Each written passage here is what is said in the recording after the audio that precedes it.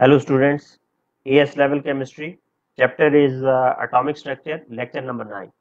आज के लेक्चर में हम स्टडी करने जा रहे हैं what is ionization energy.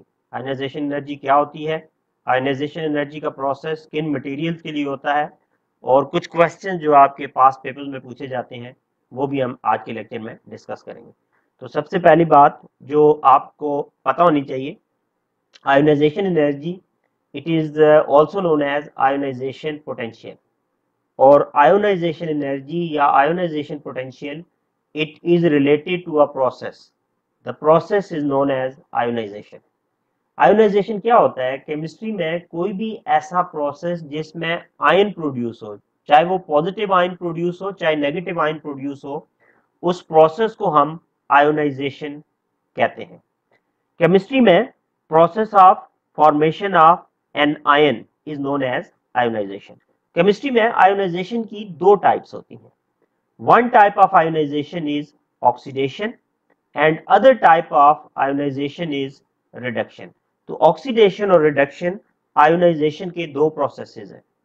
Oxidation क्या होता है, लॉस ऑफ इलेक्ट्रॉन। रिडक्शन क्या होता है, गेन ऑफ इलेक्ट्रॉन। जब भी कोई मटेरियल इलेक्ट्रॉन लूज करता है इसको ऑक्सीडेशन बोलते हैं, इट इज आयोनाइजेशन। और जब भी कोई एलिमेंट कोई मटेरियल इलेक्ट्रॉन गेन करेगा उसको रिडक्शन कहेंगे, दैट इज ऑल्सो आयोनाइजेशन। अब oxidation and reduction they are chemical changes. Whenever a chemical change takes place in chemistry, always there is some energy change, there is some enthalpy change. जो energy, जो enthalpy involve होती है for the process of oxidation, for the process of loss of electron, उस energy को हम कहते हैं ionization energy. तो जनरली आप ये बात याद रख सकते हैं, आयोनाइजेशन एनर्जी और ionization potential it is the energy related to the process of oxidation. इसके मुकाबले में जो एनर्जी हमें किसी भी मटेरियल की रिडक्शन के लिए चाहिए होती है या किसी भी मटेरियल की रिडक्शन के लिए जो एनर्जी इन्वॉल्व होती है, उस एनर्जी, उस एंथैल्पी चेंज को हम कहते हैं इलेक्ट्रॉन एफिनिटी।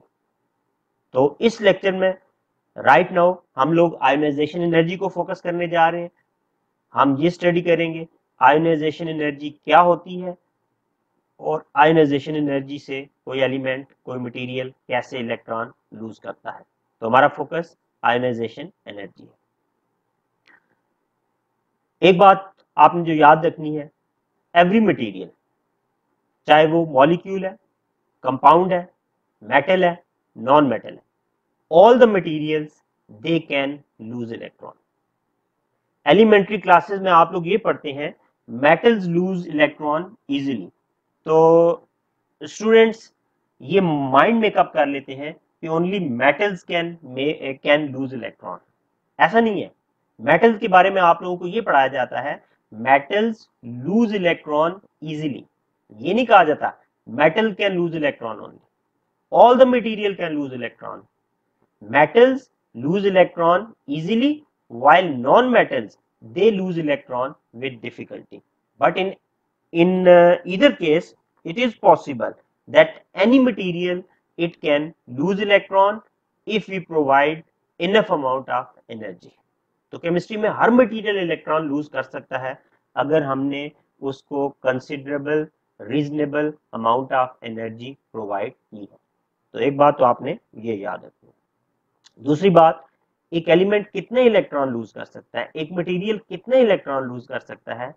तो कोई भी मटेरियल, कोई भी एलिमेंट है, चाहे वो मेटल है चाहे वो नॉन मेटल है, it can lose all the electrons. Number of electron lost it is equal to atomic number. मैं आपको एग्जांपल देता हूं, सोडियम है, it's atomic number is 11। It means sodium can lose how many electron, sodium can lose 11 electron. ऐसा possible है, ऐसा nature में exist करते हैं आयंस जिनके सारे इलेक्ट्रॉन रिमूव हो जाते हैं। जब सारे इलेक्ट्रॉन रिमूव हो जाए तो we get the fourth state of matter. What that fourth state of matter is known as, it is known as plasma. तो प्लाज्मा स्टेट कैसे बनता है, आपने कोई भी एलिमेंट लिया, उसके सारे इलेक्ट्रॉन आप रिमूव कर दें, सारे उसके शेल आप उसको उनको एम्प्टी कर दें, तो what you will get behind, only nucleus will remain behind. And when we have a large combination of nuclei, bare nuclei, that is known as plasma. तो प्लाज्मा स्टेट हम कैसे अटेन करते हैं? बहुत ज्यादा हाई टेम्परेचर पे हम लोग प्लाज्मा स्टेट अटेन करते हैं। प्लाज्मा उसी वक्त पॉसिबल है जब आप किसी भी मटेरियल के सारे इलेक्ट्रॉन रिमूव कर दें, इट बिकम्स प्लाज्मा। तो प्लाज्मा सिर्फ हाई टेम्परेचर पे पॉसिबल है क्योंकि हमें बहुत ज्यादा एनर्जी प्रोवाइड करनी पड़ती है so that all the electrons of a material can be lost. तो बात याद रखनी है आपने, all the materials can lose electron and all the electrons of a particular material, all the electrons can be lost. अब देखें, मैं एक मटेरियल लेता हूं आपके सामने, सपोज कर रहा हूं एक्स।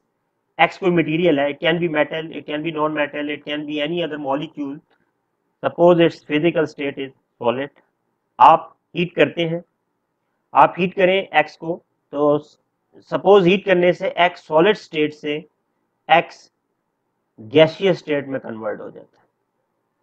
आपने हीट किया, एक सॉलिड लिया, सॉलिड हीट एब्जॉर्ब करेगा, बॉन्ड ब्रेक करेगा, सॉलिड स्टेट से गैसियस स्टेट में कन्वर्ट हो जाएगा। इस प्रोसेस को हम क्या कहते हैं? जब भी कोई सॉलिड डायरेक्टली गैस में कन्वर्ट हो जाए, इस प्रोसेस को हम कहते हैं सब्लिमेशन हो गई है। ये मटेरियल सबलाइम मटेरियल है। तो हमारा ये जो एक्स है सपोज सबलाइम मटेरियल था, हमने इतनी हीट दी, बॉन्ड ब्रेक हुए, सॉलिड से वो डायरेक्ट गैस में चेंज हो गया। अब आप फर्दर अगर इस गैसियस एक्स को हीट प्रोवाइड करें तो अब क्या होगा? अब हीट कहां पे कंज्यूम होगी? अब भी हीट बॉन्ड ब्रेकिंग में कंज्यूम होगी। अब कौन सा बॉन्ड ब्रेक होगा? अब जो बॉन्ड ब्रेक होगा it is known as electrostatic bond और electrostatic force, the force of attraction between electron and the nucleus, it is known as electrostatic force of attraction. तो अब आपने जब गैसियस किसी भी गैसियस मटेरियल को हीट किया तो अब जो एनर्जी है it will be consumed for the loss of electron. Suppose करते हैं हमने इतनी एनर्जी प्रोवाइड की, एक्स से एक इलेक्ट्रॉन रिमूव हो गया। अगर एक्स का एक इलेक्ट्रॉन लूज हो गया, इसका मतलब है नंबर ऑफ प्रोटॉन एक्स में ज्यादा हो जाएंगे। इतने नंबर से ज्यादा हो जाएंगे 1 यूनिट से। इसका मतलब है एक्स पे जो चार्ज क्रिएट हो जाएगा इट विल बी 1 पॉजिटिव। तो इसका मतलब है जब भी किसी मटेरियल से हम एक इलेक्ट्रॉन रिमूव करते हैं, उसका एक इलेक्ट्रॉन कम हो जाता है उसके प्रोटॉन से, इसलिए उसके ऊपर पॉजिटिव चार्ज आ जाता है। अब ये मैंने आपके सामने 2 स्टेप्स लिखे हैं एक्स के लिए। इसमें जो पहला स्टेप है वो आप देख सकते हैं सब्लिमेशन हुई है। इसमें जो दूसरा स्टेप है इसको आप ऑक्सीडेशन या आयोनाइजेशन कह सकते हैं, क्योंकि इसमें इलेक्ट्रॉन लूज हुआ है और मटेरियल से आयन बन गया है। अब जो आयोनाइजेशन एनर्जी है it is particularly related to this step. जिस स्टेप में कोई भी मटेरियल, चाहे वो मेटल है, नॉन मेटल है, या कोई मॉलिक्यूल है, कंपाउंड है, कुछ भी है, जब वो अपना आयन प्रोड्यूस करेगा उसमें जो एनर्जी कंज्यूम होगी हम कहेंगे दिस इज आयोनाइजेशन एनर्जी। और जो एनर्जी स्टेट चेंज में कन्वर्ट होगी उसको कभी भी आप आयोनाइजेशन एनर्जी में कंसीडर नहीं करेंगे। इस केस में भी जो पहला स्टेप है उसकी एंथैल्पी चेंज को हम सब्लिमेशन एनर्जी बोलेंगे, क्योंकि उस प्रोसेस में जो हीट एब्जॉर्ब हुई है वो प्रोसेस ऑफ सब्लिमेशन के लिए कंज्यूम हुई है, उसमें इलेक्ट्रॉन का रिमूवल का कोई तल्लक, कोई वास्ता नहीं है। तो अब आपने याद रखना है कि जब भी एनर्जी एब्जॉर्ब करे कोई material for the loss of electron, तो सिर्फ वो एनर्जी आयनाइजेशन एनर्जी होगी। स्टेट में अगर कोई चेंज आएगा that is not ionization energy. दूसरी बात मैंने आपको बताई थी, एक मटेरियल कितने इलेक्ट्रॉन रिमूव कर सकता है? एक मटेरियल जितने उसके पास इलेक्ट्रॉन है वो सारे इलेक्ट्रॉन रिमूव कर सकता है।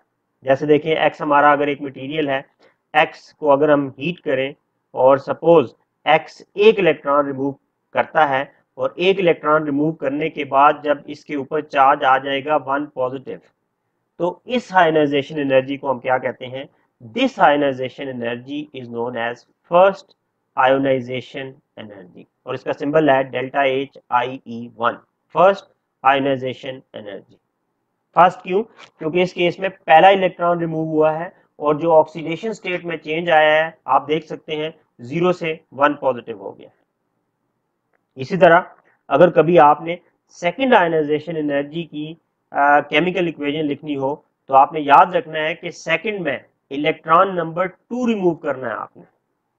सेकंड सेकंड एनर्जी एक ही है और वो सेकंड आयनाइजेशन एनर्जी है, इसका मतलब है इलेक्ट्रॉन नंबर 2 रिमूव करना है। तो इलेक्ट्रॉन नंबर 2 रिमूव करने का मतलब है एक इलेक्ट्रॉन उस मटेरियल से पहले से ही रिमूव हुआ है, आपने उसी मटेरियल से एक और इलेक्ट्रॉन रिमूव करना है और उस पर चार्ज जो है चार्ज x2 पॉजिटिव चार्ज उसके ऊपर क्रिएट हो जाएगा।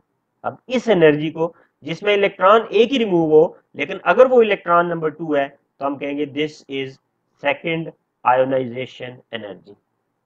इसी बेसिस पे अगर कभी थर्ड आयनाइजेशन एनर्जी की इक्वेशन आपको लिखने को कही जाए तो आपने क्या करना है, थर्ड आयनाइजेशन एनर्जी फिर एक वैल्यू है। अगर थर्ड आयनाइजेशन एनर्जी एक वैल्यू है तो इसका मतलब क्या हुआ, इसका मतलब हुआ कि अब हमने इलेक्ट्रॉन नंबर 3 रिमूव करना है। तो जब भी आपको एक आयनाइजेशन एनर्जी दी हो आपने ये आइडेंटिफाई करना है कि आपने सिर्फ एक इलेक्ट्रॉन रिमूव करना है, लेकिन वो कौन सा इलेक्ट्रॉन है वो भी आपको आइडिया आयनाइजेशन एनर्जी की वैल्यू से हो जाता है। जैसे थर्ड आयनाइजेशन एनर्जी के लिए हम लिख सकते हैं x2 पॉजिटिव, एक इलेक्ट्रॉन रिमूव होगा, it will become x3 positive by the loss of one more electron. तो ये जो मैंने आपको आइडिया दिया है इस आयनाइजेशन एनर्जी को हम कहेंगे थर्ड आयनाइजेशन एनर्जी। अब ये जो आइडिया मैंने आपको दिया है इस बेसिस पे डिफरेंट क्वेश्चंस आपको अपने पास पेपर्स में मिल जाएंगे। एएस के सिलेबस में आप देखेंगे क्वेश्चन पूछे होते हैं about the type of ionization energy, how to write down a chemical equation. तो आपने याद रखना है कि अगर एक वैल्यू दी हुई है तो एक वक्त में एक इलेक्ट्रॉन रिमूव हुआ है, अगर दो वैल्यूज दी हुई हैं तो एक ही वक्त में साइमल्टेनियसली दो इलेक्ट्रॉन रिमूव होंगे। मैं एग्जांपल देता हूं आगे कुछ क्वेश्चंस की, देखें आपके पास पेपर के क्वेश्चन है। आपने इस बात को याद रखना है अगर एक वैल्यू है एक इलेक्ट्रॉन रिमूव करना है, दो वैल्यूज है दो इलेक्ट्रॉन रिमूव करने हैं, और कौन से दो इलेक्ट्रॉन, हमें आयनाइजेशन एनर्जी की वैल्यू से ये क्लियर हो जाता है। देखें अगर हमें कहा जाए write down a chemical equation for the first ionization energy of sodium. तो अब आप लोगों को आइडिया है sodium is a metal, metals are mostly solids, तो सोडियम सॉलिड होता है, लेकिन जो सोडियम सॉलिड है जब आप उसे हीट करेंगे जब तक सोडियम गैस नहीं बनता उस वक्त तक जो एनर्जी सोडियम एब्जॉर्ब करेगा वो आयनाइजेशन एनर्जी नहीं होगी, वो सब्लिमेशन एनर्जी होगी। तो आपने जब भी कोई केमिकल इक्वेशन लिखनी है फॉर द आयनाइजेशन एनर्जी तो एक बात आपके माइंड में क्लियर होनी चाहिए कि आपने हमेशा उस मटेरियल को गैसियस स्टेट में लेना है। गैसियस स्टेट से पहले जितनी एनर्जी कंज्यूम हुई है that is not the ionization energy.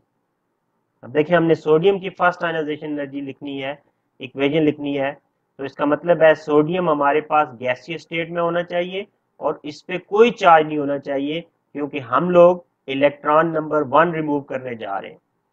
जब हम सोडियम का फर्स्ट इलेक्ट्रॉन रिमूव करेंगे तो सोडियम पे चार्ज आ जाएगा Na1 पॉजिटिव। अब सिंपल सी ये इक्वेशन आप लिखें तो आपके पेपर 2 में इसके 2 मार्क्स होते हैं। 1 mark if you have correctly written the state symbol, दोनों साइड्स पे गैस स्टेट आपने मेंशन करनी है, और दूसरी चीज आपको आपने ये आइडिया देना है कि हम कौन सा इलेक्ट्रॉन रिमूव कर रहे हैं और क्या चेंज ऑक्सीडेशन स्टेट में, क्या change charge of the atom, charge of the material में आ रही है। नेक्स्ट क्वेश्चन देखते हैं। क्वेश्चन है write an equation for second ionization energy of calcium. Value फिर एक है लेकिन ये वैल्यू हमें बता रही है हमने कैल्शियम से कौन सा इलेक्ट्रॉन रिमूव करना है, हमने कैल्शियम से इलेक्ट्रॉन नंबर 2 रिमूव करना है। तो जब हम इस वक्त इलेक्ट्रॉन नंबर 2 रिमूव करने जा रहे हैं तो इट इज अंडरस्टूड कि इसने पहले से इलेक्ट्रॉन नंबर 1 रिमूव किया हुआ है। हमारे पास पहले से ही कैल्शियम किस ऑक्सीडेशन स्टेट में है, हमारे पास पहले से ही कैल्शियम 1+ ऑक्सीडेशन स्टेट में। तो हम कह सकते हैं Ca1 positive gas, it must become Ca2 positive by the loss of 1 electron. देखिए एग्जाम में जो मर्जी जैसा भी क्वेश्चन हो आपने क्वेश्चन की रिक्वायरमेंट को गौर से देखना है और उस रिक्वायरमेंट से आपको आइडिया हो जाएगा कि आपने यहाँ पे कितने इलेक्ट्रॉन रिमूव करने हैं और चार्ज में ऑक्सीडेशन स्टेट में कितना चेंज आएगा। नेक्स्ट एग्जांपल देखें। अब देखें इस केस में हमें कह रहा है first ionization energy for water. तो अब इस केस में देखें उसने हमें एलिमेंट नहीं दिया, उसने कोई मेटल नहीं दिया, उसने कोई नॉन मेटल नहीं दिया, उसने हमें एक मॉलिक्यूल दे दिया वाटर। अब हमने वाटर को आयोनाइज करना है। वाटर की फर्स्ट आयनाइजेशन एनर्जी की इक्वेशन हमसे मांग रहा है। इसका मतलब है हमने इलेक्ट्रॉन नंबर 1 रिमूव करना है। हमने ये भी याद रखना है कि water must be in which physical state when water is going to lose electron.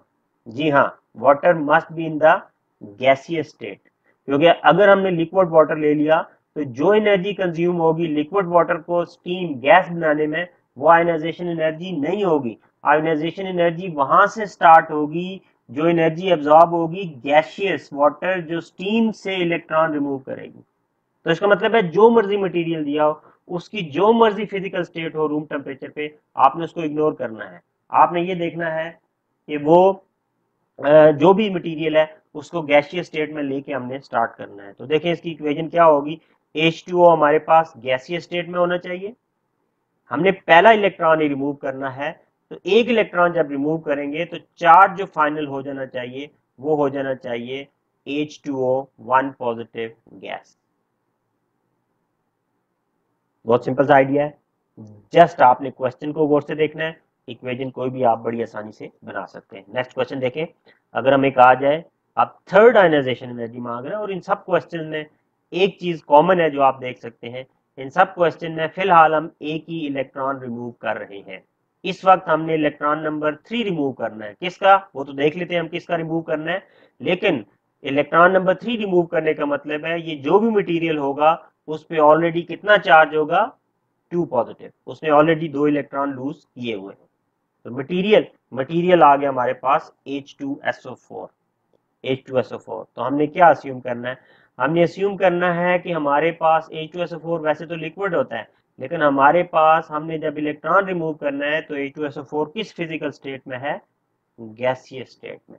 Her material को जब भी आपने आयोनाइज करना है हमेशा गैसियस स्टेट में लेना है। और यहाँ पे इनिशियल चार्ज देखें 2+ है, क्योंकि हम थर्ड आयनाइजेशन एनर्जी के लिए इक्वेशन लिखने जा रहे हैं। थर्ड आयनाइजेशन एनर्जी का मतलब है इसने पहले से 2 इलेक्ट्रॉन रिमूव किए हुए हैं, अब एक इलेक्ट्रॉन रिमूव कर रहा है। एक इलेक्ट्रॉन के बाद फाइनल चार्ज जो आ जाएगा it is H2SO4 3 positive gas. अब देखें नेक्स्ट क्वेश्चन जो हमारे सामने आ गया है, ये थोड़ा सा डिफरेंट क्वेश्चन है, ट्राई करें। मैं आपको आइडिया दे देता हूं, आप इसकी इक्वेशन लिखेंगे। एक चीज तो इस क्वेश्चन में ये देखें, वो कह रहा है कि write an equation for the sum of second and third ionization energy. आपने एक ही इक्वेशन लिखनी है, लेकिन वो इक्वेशन किस चीज को रिप्रेजेंट करे, वो sum of second and third ionization energy को रिप्रेजेंट करे। इसका मतलब है हम कौन कौन सा इलेक्ट्रॉन रिमूव करने जा रहे हैं कैल्शियम का, हम इलेक्ट्रॉन नंबर 2 और इलेक्ट्रॉन नंबर 3 रिमूव करने जा रहे हैं। इसका क्या मतलब है, कैल्शियम ने 2 इलेक्ट्रॉन साइमल्टेनियसली रिमूव करने हैं, और कैल्शियम के पास पहले से क्या चार्ज है, कैल्शियम के पास पहले से 1 पॉजिटिव चार्ज है, क्योंकि अब हम उसका इलेक्ट्रॉन नंबर 2 एंड 3 रिमूव करने जा रहे हैं। तो हम क्या लिखेंगे, इसका एक केमिकल इक्वेशन लिखनी है हमने। Ca हमारे पास 1+ होना चाहिए, स्टेट गैस रहनी चाहिए हर सूरत में, 2 इलेक्ट्रॉन अब आपने रिमूव करने साइमल्टेनियसली। और जब आप 2 इलेक्ट्रॉन निकालेंगे, क्योंकि 2 वैल्यूज हमें दी हुई है सेकंड एंड थर्ड, तो Ca का चार्ज 1+ से बढ़ के 3+ हो जाना चाहिए। तो अब आपको आइडिया होगा, अगर हो गया होगा कि अगर आपको एक से ज्यादा आयनाइजेशन एनर्जी की वैल्यूज लिखने को कहा जाए, केमिकल इक्वेशन लिखने को कहा जाए, तो आपने एक से ज्यादा इलेक्ट्रॉन साइमल्टेनियसली रिमूव कर देने हैं। नेक्स्ट क्वेश्चन देखें। अगेन आपको कह रहा है sum of 5th 6th and 7th ionization energy for an element M। एक एलिमेंट M है, आपने उसकी एक केमिकल इक्वेशन बनानी है जिसमें 3 इलेक्ट्रॉन रिमूव करें। तो 3 आयनाइजेशन एनर्जी का सम है, और कौन कौन सी आयनाइजेशन एनर्जी का सम है, electron number 5, electron number 6, electron number 7। 3 electron remove करने हमने। पहला इलेक्ट्रॉन हमने जो रिमूव करना है इस केस में वो इलेक्ट्रॉन नंबर 5 है। तो इसका मतलब है m पे ऑलरेडी क्या चार्ज है, m पे ऑलरेडी 4 पॉजिटिव चार्ज है, क्योंकि हम electron number 5 fifth electron remove करने जा रहे हैं। हम फिफ्थ के साथ सिक्स भी रिमूव करेंगे, सेवंथ भी साइमल्टेनियसली रिमूव करेंगे। तो हम लोग 3 इलेक्ट्रॉन जब रिमूव करेंगे तो m पे फाइनल चार्ज जो आ जाएगा 4 + 3, m will become 7 positive gaseous ion. तो अब आपको क्लियर होता जा रहा होगा कि कैसे आपने एक आयनाइजेशन एनर्जी के लिए और कैसे एक से ज्यादा आयनाइजेशन एनर्जी के लिए केमिकल इक्वेशन लिख सकते हैं। नेक्स्ट क्वेश्चन थोड़ा सा ट्रिकी है, केयरफुली आपने करना है। Write an equation for the first ionization energy of oxygen. Answer लिखें, मैं आंसर शो करता हूं, फिर आप चेक कर लें। Write an equation for the first ionization energy of oxygen. Okay, एक और क्वेश्चन देता हूं, पहले इसका भी आंसर लिख लें, फिर एक ही दफा मैं इन दोनों क्वेश्चंस के आंसर्स आपको डिस्प्ले करता हूं। दूसरा क्वेश्चन है write an equation for the first ionization energy of oxygen gas. पहले मैं ऑक्सीजन कहा, दूसरे में ऑक्सीजन गैस। तो अब एक चीज आप देखें, जब कभी क्वेश्चन में ऑक्सीजन गैस मेंशन है तो आपको पता है ऑक्सीजन गैस का क्या फॉर्मूला है। Oxygen is a diatomic molecule, O2 gas. लेकिन जहां पे उसने सिर्फ एलिमेंट का नाम लिखा है ऑक्सीजन, आपने वहां पे उसका सिर्फ एटम लेना है। और इन दोनों केसेस में उसने फर्स्ट आयनाइजेशन एनर्जी की बात की है, तो इसका मतलब है इन दोनों केसेस में हमने एक इलेक्ट्रॉन रिमूव करना है। एक इलेक्ट्रॉन रिमूव करने से पहले कोई चार्ज नहीं होगा, और जब एक इलेक्ट्रॉन रिमूव हो जाएगा तो चार्ज 1 पॉजिटिव हो जाएगा। देखिए मैं आपको आंसर शो कर रहा हूं, पहले केस में होगा, दूसरे केस का पहले चलें देख लें। ऑक्सीजन डायटोमिक गैस है O2, एक इलेक्ट्रॉन रिमूव करेगा और O2 मॉलिक्यूल पे क्या चार्ज आ जाएगा, O2 1 पॉजिटिव। लेकिन इसके मुकाबले में जब हमारे पास सिंपल ऑक्सीजन दिया हुआ है तो हमने उस एलिमेंट का एटॉमिक फॉर्म लेना है। ऑक्सीजन का एटॉमिक फॉर्म O गैस, एक इलेक्ट्रॉन हमने इससे रिमूव करना है, एक इलेक्ट्रॉन रिमूव करेंगे तो इस पे चार्ज हो जाएगा O1 पॉजिटिव गैस। तो मैं उम्मीद करता हूं कि इस लेक्चर में मैं आपको ये समझा पाया आयोनाइजेशन एनर्जी क्या होती है, एक एलिमेंट कितने इलेक्ट्रॉन रिमूव कर सकता है, और उसकी केमिकल इक्वेशन आप कैसे बना सकते हैं। कोई भी किसी भी इस टॉपिक से, इस लेक्चर से रिलेटेड आपको प्रॉब्लम हो, आप अपना फीडबैक कमेंट्स में दे सकते हैं। Thank you for your time, bye.